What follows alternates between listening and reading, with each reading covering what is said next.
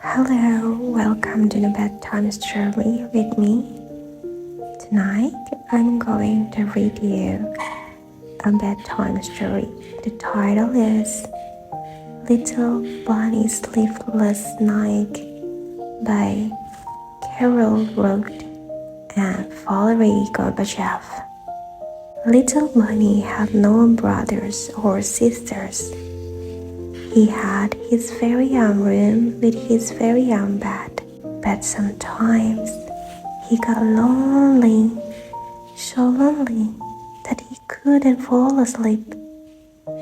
One night, he thought that what I need is the company of a good friend. So, he hopped next door to his good friend Squirrel. "May I sleep here tonight?" "Of course," said Squirrel as he welcomed him in. Tuckle snug in bed next to Squirrel. Little Bunny thought how lucky he was not to be alone. "Good night, Squirrel," said Little Bunny. "Good night, Little Bunny," answered his friend. Falling asleep was easy, but staying asleep was not. Little Bunny was soon awakened by crunch, crunch, crunch. "What's that noise?" he asked as he sat up in bed. "It's just me cracking corns," said Squirrel. "I always have a little snack in the middle of the night." "Well, thanks for having me, but I can't sleep with all that noise." So, Little Bunny leapt and hopped some more until he reached his good friend, Skunk. "May I sleep here tonight?" Yes, 100 times yes," shouted Skunk. No one has ever asked to sleep over before.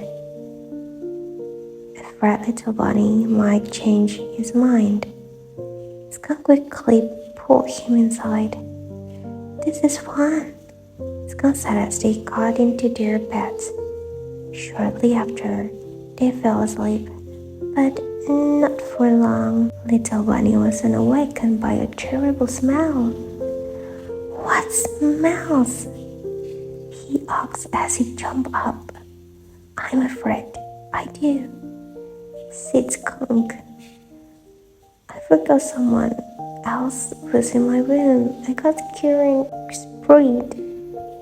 "Well, thanks for having me, but I can't sleep with that smell."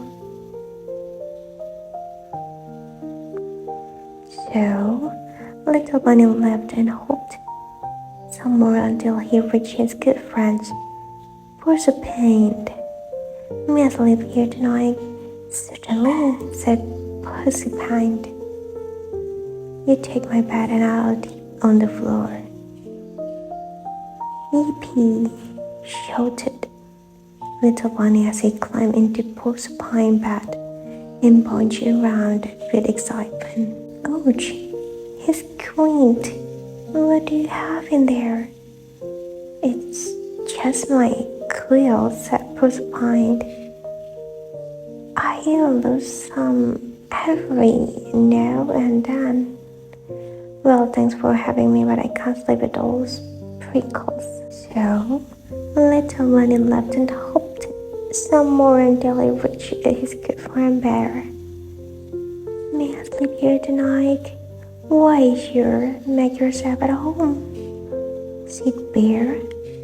But now Little Bunny was so tired he just curled up on the floor and went back to sleep.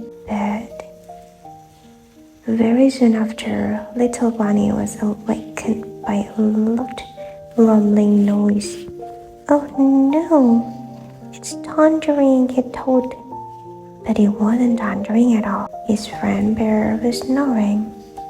"Well, I can't sleep with that snoring," said Little Bunny. So he leapt and hopped some more until he reached his good friend Owl. "May I sleep here tonight?" Oh, why yes, if you want to, said Owl. Just follow me. And his house the little bunny went right to sleep.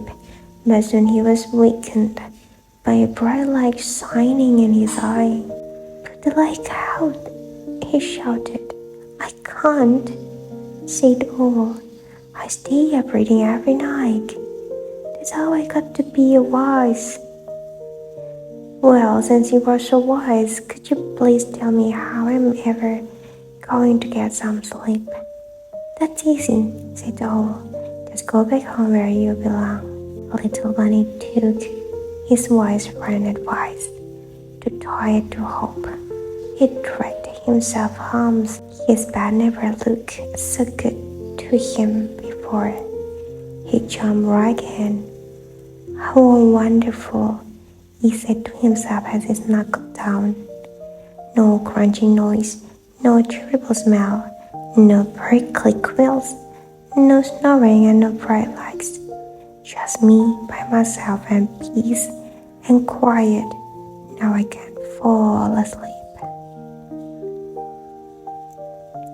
And that just what little bunny did. That's all I can read you a bedtime story tonight. See you for the next. Bye bye. Have a good dream.